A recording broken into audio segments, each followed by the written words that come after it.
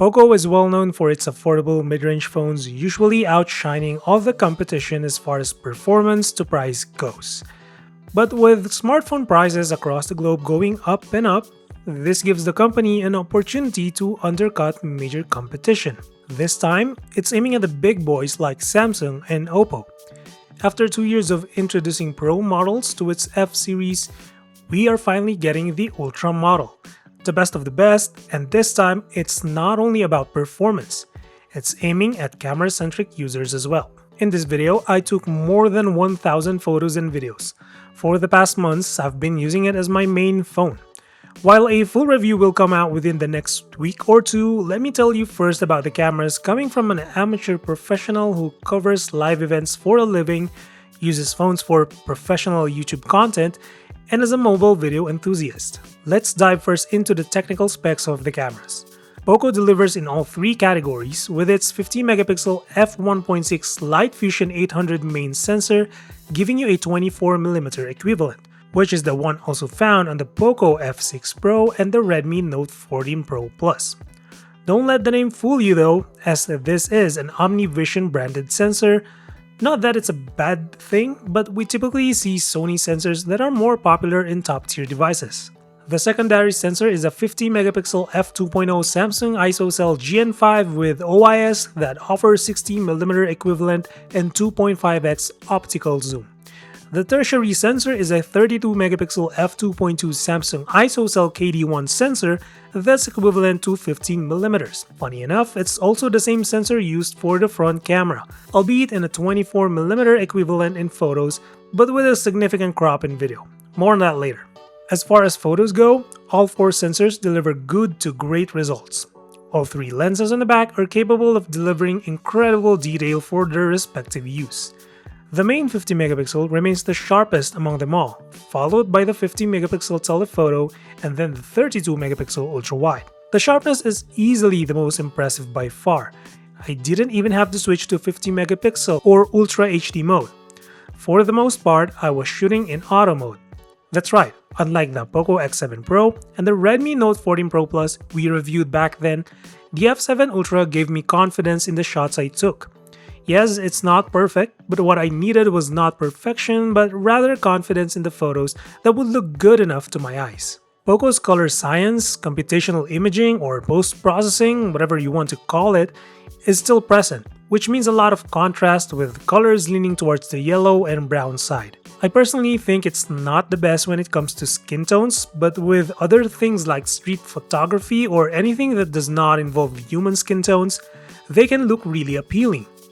Nailing the exposure down though still needs some improvement. You can easily get 3 different looking images of one subject. In auto mode, POCO F7 Ultra happily turned on HDR for the most part. Although the video you're watching now doesn't allow you to see the photos in HDR, when you do get to test the cameras for yourself and view the images on a properly calibrated HDR screen like a MacBook or iPad, you'll appreciate how brighter and livelier the photos end up looking. While the consumer industry is still stuck in SDR, I appreciate the manufacturing industry trying to normalize HDR despite the challenges of its implementation, because there were photos that look off in SDR, but when you view them on HDR monitors, they look perfect. In extremely low light scenarios, the F7 Ultra does very well in producing natural or realistic renditions of a cityscape as opposed to an overly bright and processed look. It's a preference kind of thing, but in my case, I appreciate realism while delivering minimal noise and clean images. What's supposedly the weakness of every Android phone is not a problem anymore for the most part. When lighting gets a bit challenging, we usually see photos take a turn for the worse.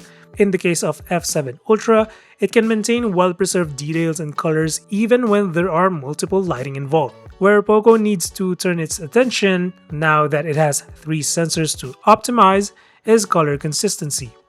The main and ultra-wide sensors more often than not look similar in colors and white balance. As for the telephoto, it does nail the colors sometimes, but most of the time it likes to render purplish tones, especially in challenging lighting conditions.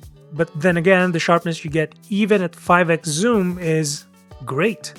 Technically, it's optical zoom at 2.5x magnification, but a lot of times, I felt like I was getting lossless zoom at 5x. The ultra-wide camera may not be as great as the other two sensors, but this is miles better than the 8 or 12 megapixel of the old days. 32 megapixel has more than enough details to give you an ultra-wide shot that actually looks good. I don't usually take macro shots, but after seeing tons of incredible macro cameras online, I think it's growing on me. For the creative users, you can get amazing macro shots, given you have sufficient lighting.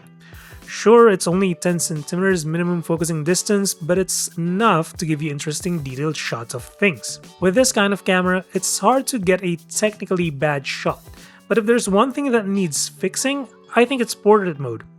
I don't know, but regardless of how open the aperture I set it to, the portrait mode looks wonky and out of place or lack thereof. In video, things are a bit different. Both the main and telephoto cameras can record up to 4K 60 frames, but the ultra-wide can only go up to 1080 60 frames. A bummer. On top of that, despite the main and telephoto supporting 4K 60, you can record and switch between the two in 4K 60 30. Since the ultra-wide only supports 1080p, that needs to be your recording resolution should you wish to switch between 3 lenses while recording. There is one silver lining here though: 8K 24fps recording. I know 8K is more of a gimmick to some, but here, it's actually really useful when you want to preserve detail quality while zooming in mid-recording. I honestly love the 8K feature solely because you can zoom in further while keeping the detail quality good. Stability across 3 lenses is mind-blowing. The F7 Ultra favors ultra-smooth stability for panning and tilting the cameras. It's mostly noticeable when you switch to telephoto. It almost feels like a sticky stabilization, meaning moving the camera doesn't result in a sudden movement, but rather a sticky, flowy transition from one angle to another, if that makes sense. Quality-wise, I don't have any complaints. You can see the computational processing in real time when watching the videos on a larger screen when there's limited lighting, but it's doing a good job of preserving the overall quality of an image. But as expected, the telephoto lens struggles a lot in challenging lighting conditions. Do take note of that. As for the selfie camera, you do get 24mm in photo mode, so group photos are not going to be a problem. But switching to video means getting a cropped version of that in exchange for stability. I really do wish they made the video at least 1440p. I'm not sure why POCO is hesitant to do it when the hardware is definitely capable of it. In all honesty, I'm really happy with how the POCO F7 Ultra performed in the camera department. Let's not forget that this is a phone made for gaming and performance, and for it to do great and even exceed expectations in an area where it's not supposed to, make this even a compelling buy with the never-ending inflation of prices. I'm really interested to see how this will perform when switching to manual mode and using its log recording for dynamic range and color flexibility. Let me know if you want to see a separate video. But that's it for this one. Drop a sub or like if you feel like supporting the channel, and as always, until the next one, stay safe.